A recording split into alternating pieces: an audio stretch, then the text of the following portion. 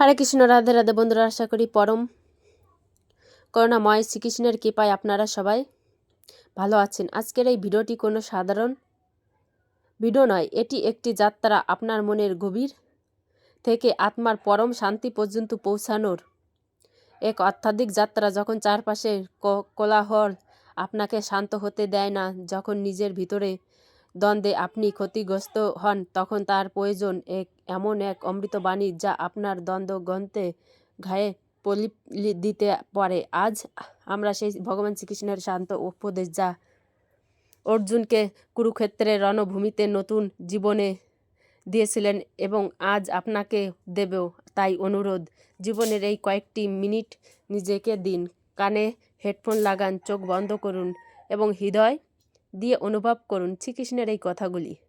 হে মানব, শান্ত হও, নিজের চঞ্চল মনকে একবার স্থির করো। আমি জানি আজ তোমার মন বড় ভারাক্রান্ত। আমি জানি আজ তুমি নিজেকে বিশাল জনসমুদ্রের বড় এক মনে করছো। তোমার বুকের ভিতর জমে থাকা দীর্ঘশ্বাস আর চোখের কোনো লুকিয়ে রাখা জলবিন্দুটি আমি দেখতে পারছি, যা তুমি পৃথিবীর কাছ থেকে সযত্নে রাখতে চাইছো।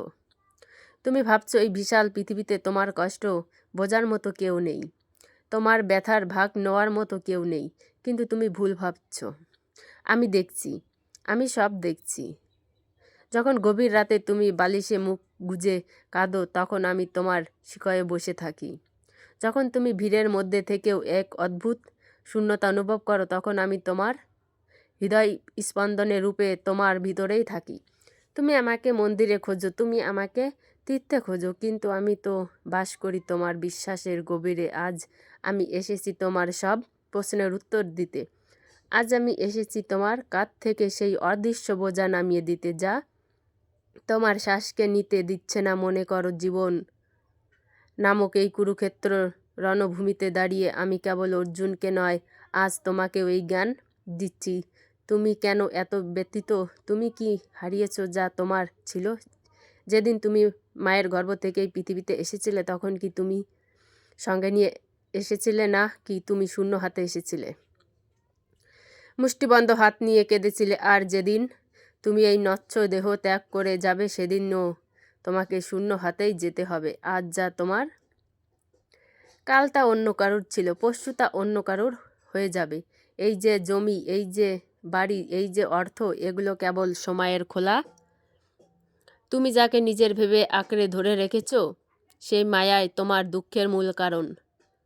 পরিবর্তন এই সংসারের একমাত্র ধ্রুব সত্য। তুমি কি প্রকৃতির দিকে তাকাও না? তুমি কি ঋতু পরিবর্তন দেখো না? পাতা ঝরে যায় বলেই তো গাছে নতুন কচি পাতা আসে, ফুল ঝরে যায় বলেই তো ফল ধরে। ঠিক তেমনই তোমার জীবন থেকে যা চলে গেছে, তা গেছে নতুন কিছু আগমনের জন্য। যদি পুরনো না যায়, তবে নতুনের স্থান কোথায়?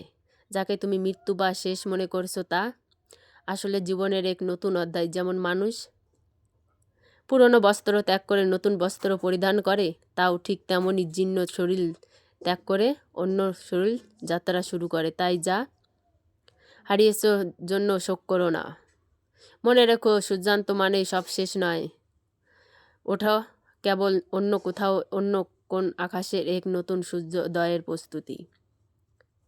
হে পার্থ, তোমার মনে প্রশ্ন জাগে, আমি এত পরিশ্রম করলাম, আমি এত সৎ থাকলাম, তবু আমি কেন কষ্ট পাচ্ছি? কেন আমার সাথে অন্যায় হচ্ছে?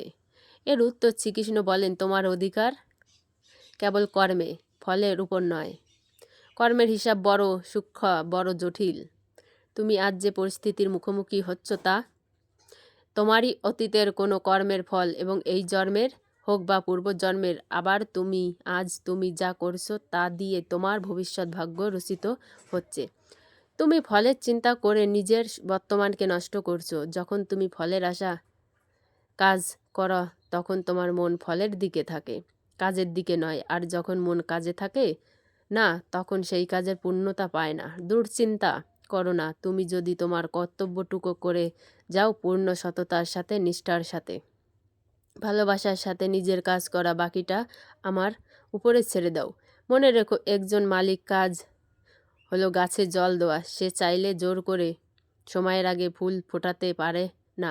ঋতু এলেই ফুল ফুটবে সময়ের আগে, এবং ভাগ্যের চেয়ে বেশি কেউ কখনো কিছু পায় না। কিন্তু এর অর্থ এই নয় যে তুমি হাত গুটিয়ে বসে থাকবে এবং ভাগ্যের দোহাই দেবে। ভাগ্য তারই সহায় হয় যারা কর্মের পথে ঘাম ছড়ায়। তুমি লক্ষ্যভেদের জন্য তীর ছোড়ার উপর মনোযোগ দাও। লক্ষ্যভেদ আমি করিয়ে দেব। তুমি মানুষের ব্যবহারে কষ্ট পাও, তাই তো মনে হয় তুমি যার জন্য এত কষ্ট কিছু করলে সে কেন তোমাকে আঘাত দিল। হে মানব, এই সংসারের একটি রঙ্গমঞ্চ, আর তোমারই সব এখানে অভিনেতা। এখানে প্রতিটি মানুষ একটি নির্দিষ্ট সময়ের জন্য তোমার জীবনে আসে, একটি নির্দিষ্ট ভূমিকা পালন করতে। কেউ তোমার ভালোবাসা শেখাতে আসে, কেউ তোমাকে ধৈর্য শেখাতে আসে, আবার কেউ তোমাকে এটি শেখাতে আসে যে কাউকে অন্ধের মতো বিশ্বাস করতে নেই। যখন কারোর ভূমিকা তোমার জীবনে শেষ হয়ে যায়, তখন মহাকাল তাকে তোমার জীবন থেকে সরিয়ে নিয়ে আয়। তুমি তাদের ধরে রাখতে চাও, আর এটাই তোমার যন্ত্রণা। কারণ নদীর প্রবাহমান জলকে মুঠোয় ধরে রাখা যায়, সম্পর্ক ঠিক তাই।